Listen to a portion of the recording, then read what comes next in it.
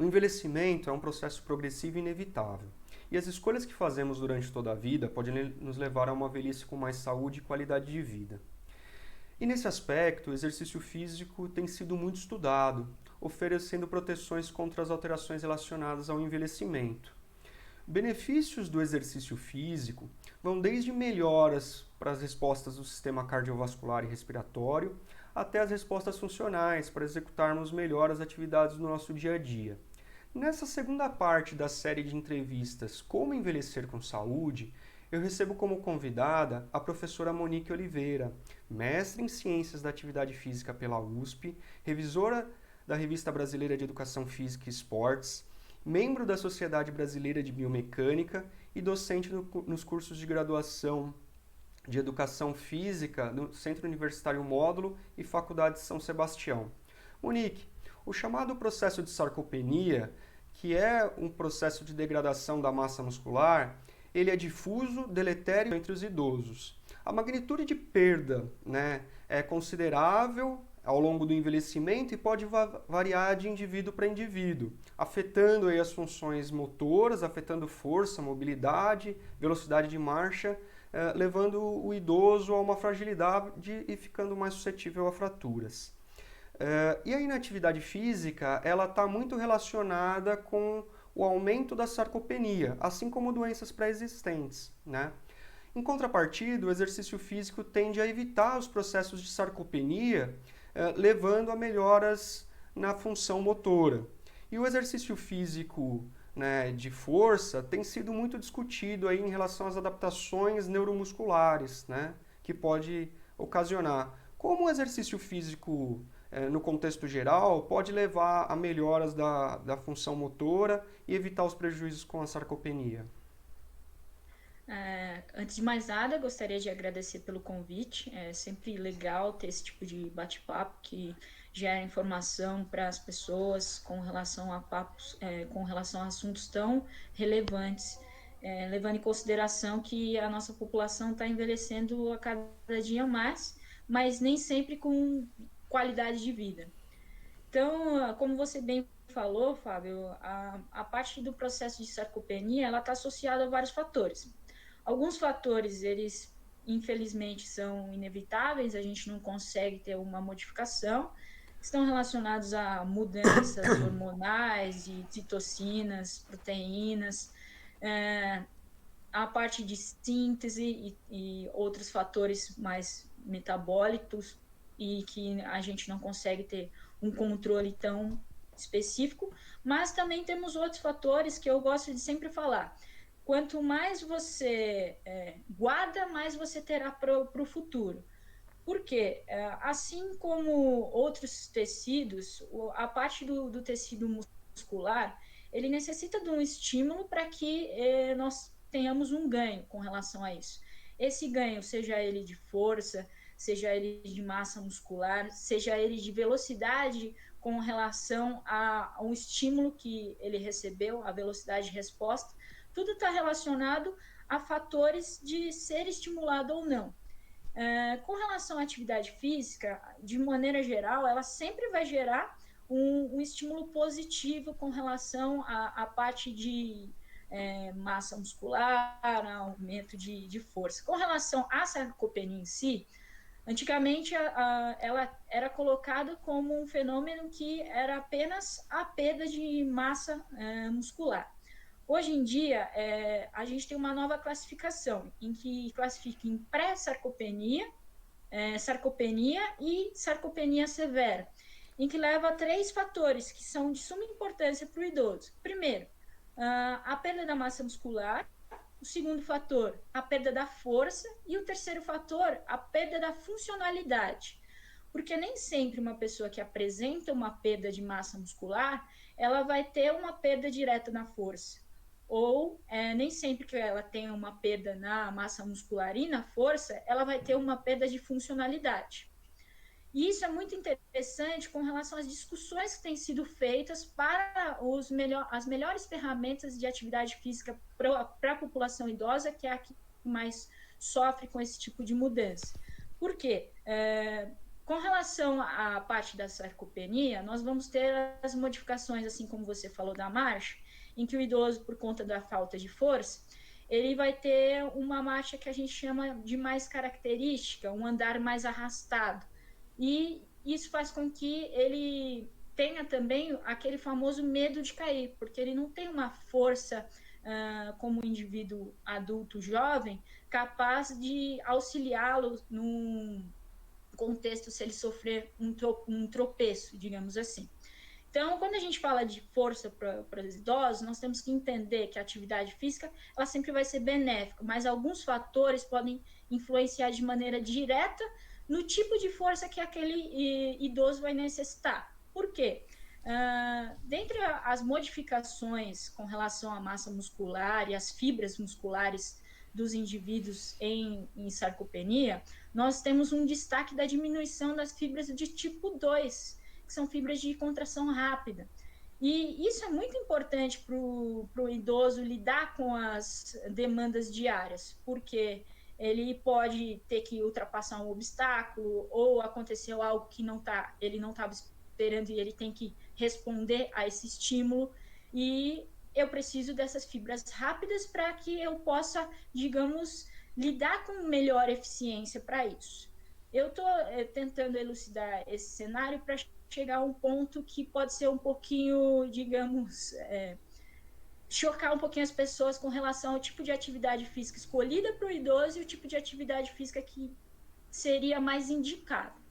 Um outro fator é que, às vezes, não é força que falta para o idoso. Por quê?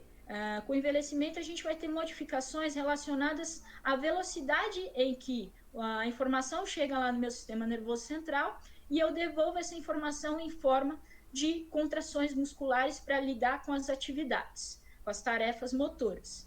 Então, ele pode faltar força, mas como ele pode faltar velocidade com relação à interação do sistema nervoso central, e pode faltar também a parte de uma força específica relacionada à potência. O que eu vejo muito hoje em dia, principalmente da parte médica, é indicar exercícios dentro da água como um dos principais tipos de atividade recomendada para os idosos. Dentro desse tipo de atividade, eu não acho que seja um fator ruim. Todas as atividades vão gerar modificações positivas. Mas, lembrando que o idoso ele vai perder principalmente fibras de tipo 2, que são fibras de contração rápida, e que também o idoso vai perder força, ele vai perder essa velocidade com relação a responder a um estímulo.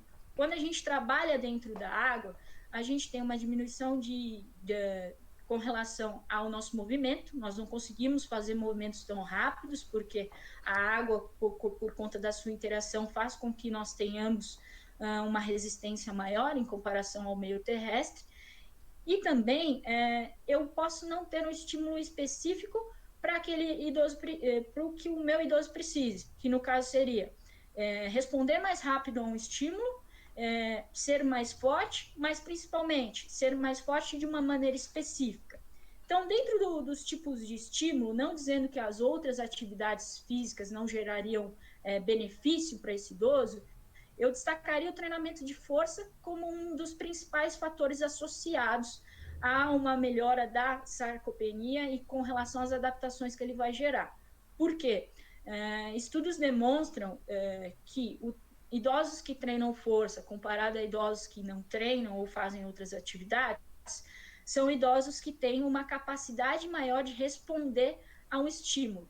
Ou seja, um idoso que treina força, talvez se aconteça alguma coisa nas tarefas diárias dele que demande ele ter que mudar de direção de forma rápida para evitar um buraco, ou se ele tropeçou para que ele não caia, ele precisa dessa resposta rápida. E o treinamento de força tem se mostrado benéfico para isso. Ele precisa de força para que ele consiga fazer as atividades diárias. E também a gente vê modificações com relação à marcha em idosos que praticam e não praticam o treinamento de força.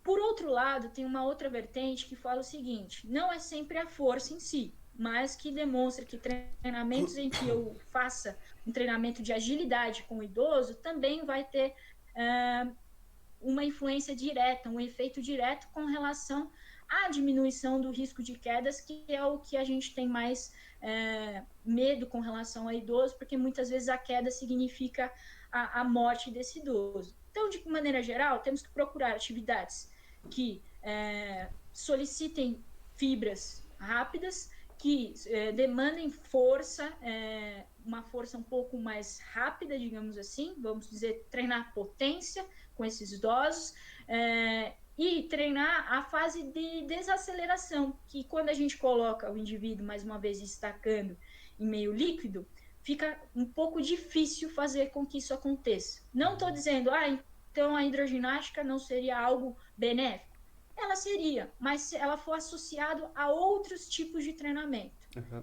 Acho que o treinamento tem que ser proveitoso, mas ele também tem que atingir os objetivos, que no caso do idoso seria a parte de tentar diminuir essa perda de massa muscular, porque a gente sabe que é um processo que ele vai lutar diariamente para que essa tenha uma minimização, mas que a gente não vai chegar muitas vezes a um balanço positivo com relação à parte da massa muscular, mas minimizar as perdas. Enquanto antes começar esse treinamento, melhor.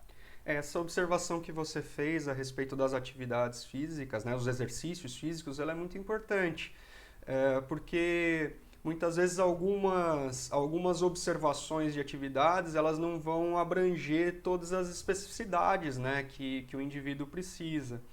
É importante ter uma mescla das atividades, né, e de formas de estímulo, né, para que haja uma saúde geral desse indivíduo. E como você mesmo colocou, né, a diferença de se treinar na água, de se fazer um exercício na água, de se fazer um exercício fora da água, né, a gente tem que buscar sempre a aplicação do exercício físico nas suas mais variadas formas, e o treinamento de força ele tem sido muito interessante, né, nessa melhora de funcionalidade, força, equilíbrio, funções motoras, né, do idoso e na saúde geral do indivíduo.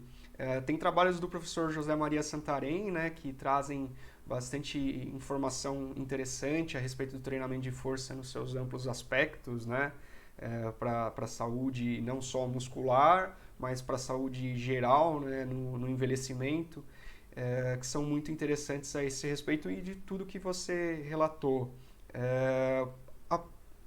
Puxando o gancho aqui, né, a respeito de atividade na água também, porque ela também é muito indicada nesse sentido, o processo de osteopenia e osteoporose, ele também é um processo deletério que se desenvolve com a velhice e vai ter a sua incidência e as suas características aí, né, de deterioração de acordo com o estilo de vida da pessoa. A gente tem dados bem relevantes e interessantes que mostram que no ano passado foi gasto cerca de 1,2 bilhões, né, de reais com saúde pública voltado à osteopenia e osteoporose.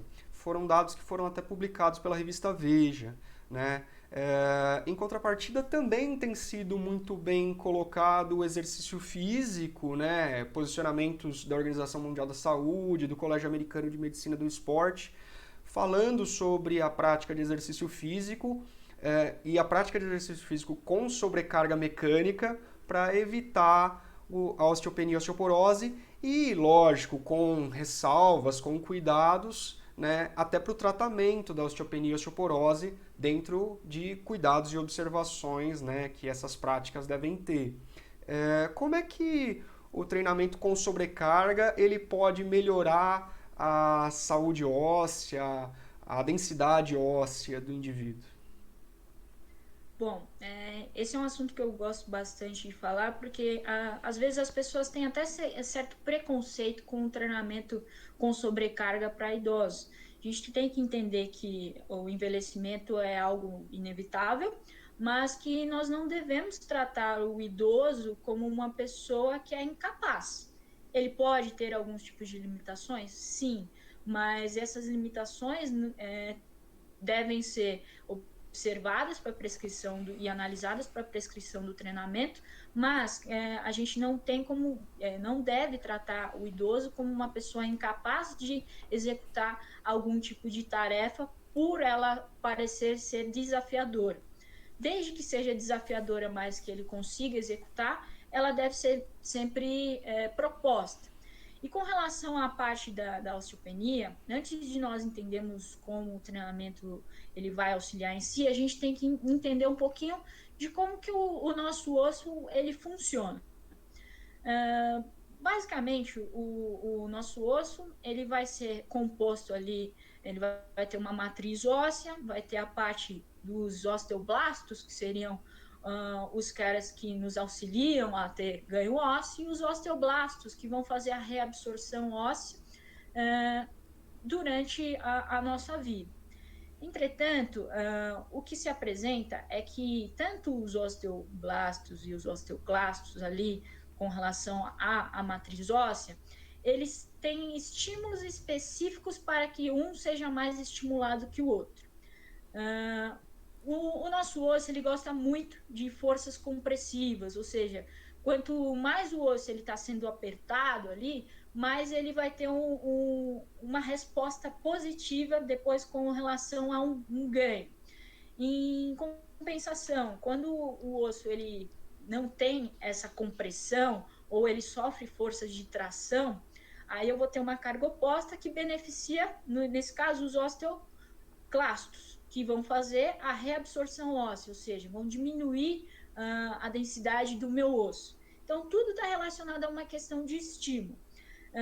Dentro dessa questão de estímulo, a gente também tem que entender algumas características ósseas dentre as fases da vida. Por exemplo, uma criança, a gente percebe que o osso dela é um osso que ele consegue sofrer uma deformação maior, porque dentro da sua porcentagem geral dos componentes, ele vai ter uma parte mais relacionada a colágeno e menos de cálcio em sua porcentagem geral.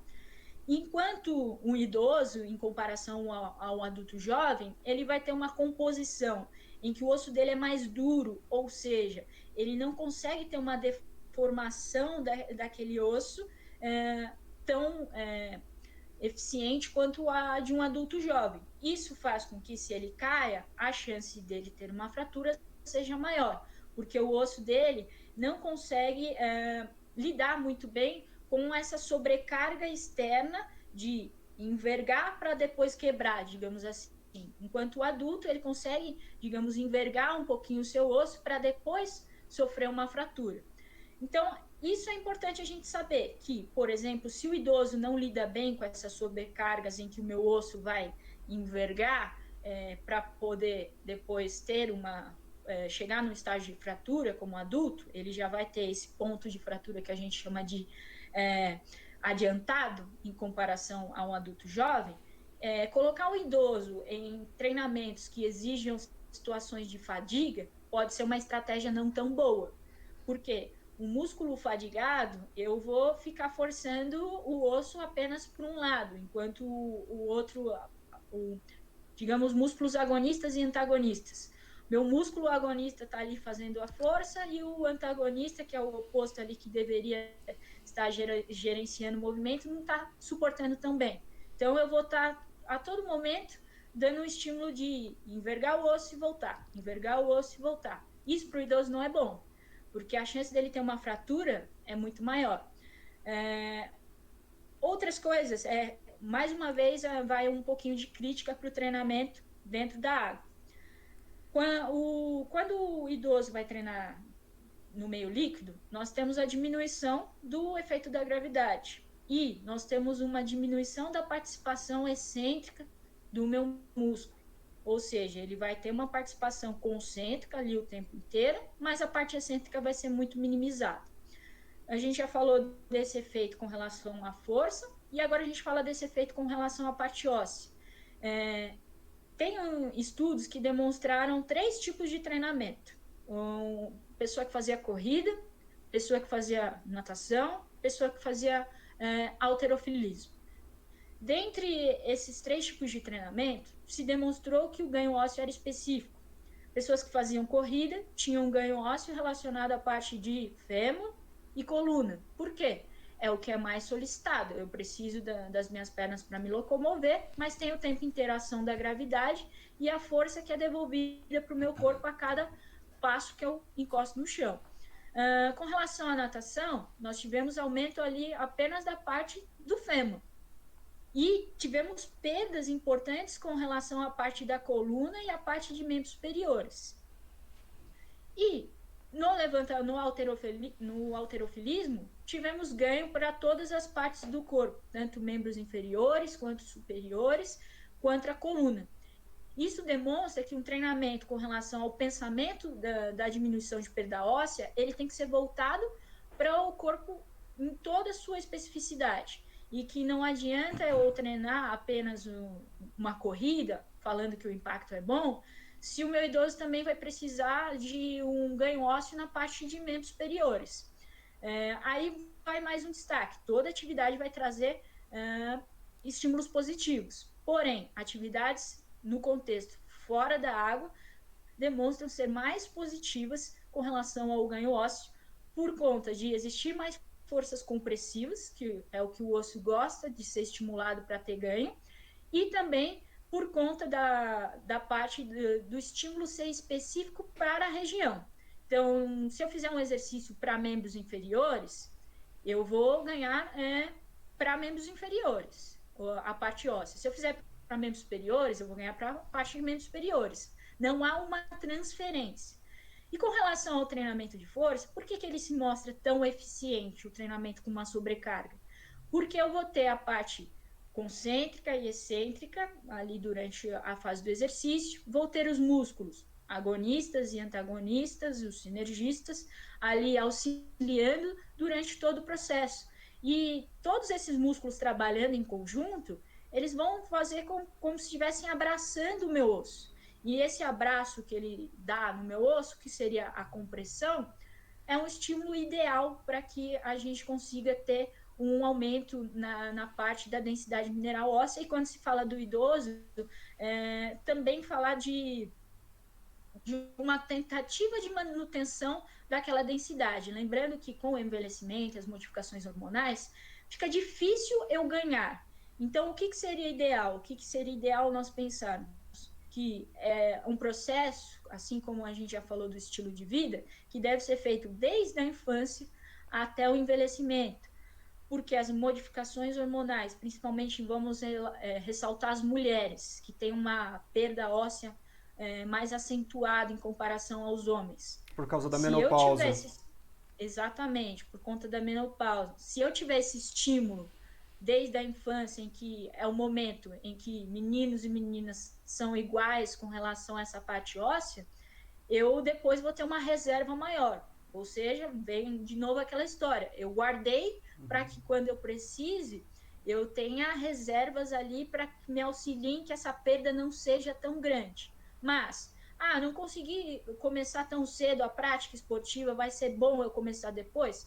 Sim, e principalmente o treinamento com sobrecargas, ele é interessante. Só que as pessoas olham o treinamento como sobrecarga de um aspecto um pouco preconceituoso. Vai achar que o idoso vai chegar lá na academia e pegar os halteres mais pesados para fazer o treinamento. Não. A sobrecarga ela pode ser inicialmente feita com peso corporal. Nada impede. E aí, numa progressão, você pode ir colocando um halter, um peso livre, colocar ele para fazer exercícios nas máquinas. Tudo vai demandar de como você faz a análise inicial daquele sujeito, o entendimento do que ele necessita e sempre lembrar da segurança com relação à prescrição do treino, mas não tratar um idoso como uma pessoa incapaz. Ele pode e ele deve fazer o treinamento de força. Lá na USP, nós fizemos, durante algum tempo, um estudo com idosos em que nós tínhamos idosos de 96 anos que estavam treinando musculação e que nunca tinham feito. Qual que era o cuidado maior? De ensinar os movimentos de maneira correta. Se você ensina os movimentos de maneira correta para depois colocar uma sobrecarga, você tem uma segurança e o benefício vai ser muito maior do que um possível malefício relacionado à prática de um treinamento com sobrecarga para os idosos. Essas informações que você falou, né, elas são muito interessantes porque tira muito do mito, né? As pessoas têm o preconceito com determinados tipos de treino, acredita que por estar fazendo um movimento com pesos, isso possa causar algum prejuízo maior, né? Até por causa devido à fragilidade que o idoso tem, ou que o processo de envelhecimento leva. Então tudo vai de acordo, né, com como esse treinamento ele é conduzido. Tendo coerência em relação a volume, intensidade, a como essa sobrecarga ela é colocada, tende a trazer muitos benefícios, né? E isso são coisas que a gente discute em aula e isso é muito bacana, né, de a gente estar abordando aqui. Pensando nessa relação, né, justamente isso que eu queria puxar com você agora. Já que o idoso ele tem uma maior fragilidade pela sua perda de massa muscular e massa óssea, você, como especialista em biomecânica, quais os cuidados que você apontaria que o profissional de educação física, né, deveria ter, deve ter, e que qualquer pessoa, quando vai fazer a sua prática de atividade física, deve ter aí para evitar prejuízos, né, com o exercício físico? Bom, o primeiro aspecto é você entender o estágio de saúde daquele idoso. É imprescindível que, ele é um idoso saudável, tudo bem, mas é bom você saber como está esse idoso em estado geral. Saber tanto das partes relacionadas à parte metabólica, saber como está a densidade mineral óssea daquele idoso, saber das experiências prévias que ele já teve. Eu vou dar exemplos de alunos meus. Eu tenho um aluno de 86 anos que, por conta de indicação médica, começou o treinamento comigo. Uma das coisas que eu perguntei sobre experiências que ele já teve. Aí ele falou: olha, eu joguei futebol durante muito tempo. Se é um aluno que jogou futebol, já praticou algum tipo de atividade, possivelmente ele vai ser um aluno que ele vai ter mais facilidade para o entendimento de alguns tipos de exercício. Mas, além disso, eu entender que antes de eu atingir qualquer objetivo para o meu aluno, eu tenho que prepará-lo para esse objetivo. O idoso ele vai precisar de um ganho de massa óssea ali na parte de membros inferiores, porque dentro da densitometria dele ali veio uma perda importante óssea ali na cabeça do fêmur. Eu posso colocá-lo já para correr ou fazer uma atividade de alto impacto? Não, nem sempre. Por quê? Se ele for um idoso que era sedentário, eu tenho que fazer uma preparação do corpo daquele sujeito com relação à estabilidade articular, com relação à estabilidade corporal para oferecer qualquer tipo de atividade que seja mais desafiadora. Eu tenho uma aluna que teve esse problema com relação à cabeça do fêmur ali, que ela saiu de um tratamento de câncer de 76 anos. Que eu fiz durante um processo com ela? Entendi, conversei com o médico, observei todos os exames, fui entender sobre os fenômenos associados aos efeitos colaterais pós-quimioterapia. Depois disso, fiz uma preparação, uma sistematização de treino, em que na parte geral eu preparei as articulações dela para estarem aptas para o outro tipo de estímulo que eu queria dar, que era o estímulo relacionado ao objetivo que eu tinha, que era ganho de massa óssea ali para a cabeça do fêmur.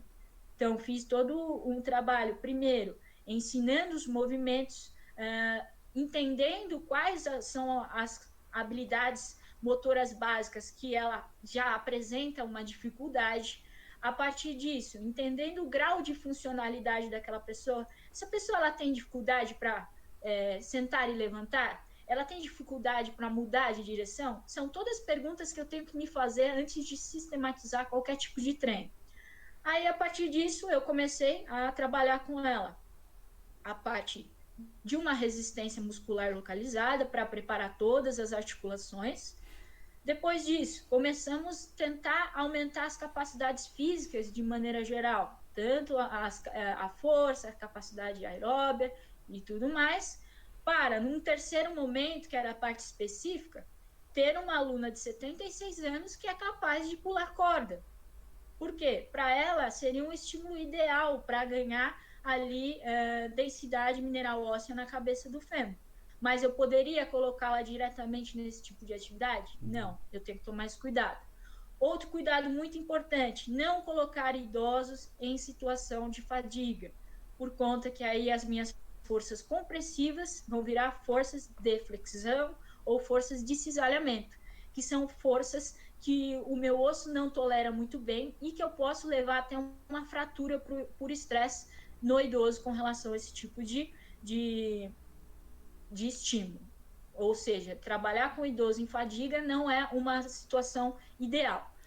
Outro aspecto que a gente tem que levar em consideração é o que você já falou, Fábio, com relação à parte volume e intensidade. Tem que ser algo gradual e bem pensado. Não adianta eu colocar um indivíduo para fazer hoje um treinamento, for fazer agachamento com peso corporal e na outra semana eu coloco ele para fazer com uma sobrecarga de 30 quilos. Não, isso tem que ser bem estruturado para a gente entender que eles vão ganhar, mas eu tenho que ter inteligência na hora da sistematização de treino, lembrando das capacidades, da funcionalidade, dos tipos de limitações relacionadas a algum tipo de comorbidade existente, para aí sistematizar o treino.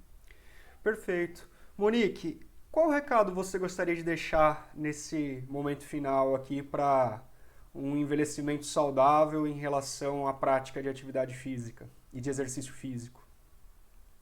Bom, eu gostaria de deixar como recado que nós temos que tratar o envelhecimento como algo natural e que nós, enquanto profissionais de educação física, temos que estimular sempre ao idoso a prática de atividade física, seja ela qual for.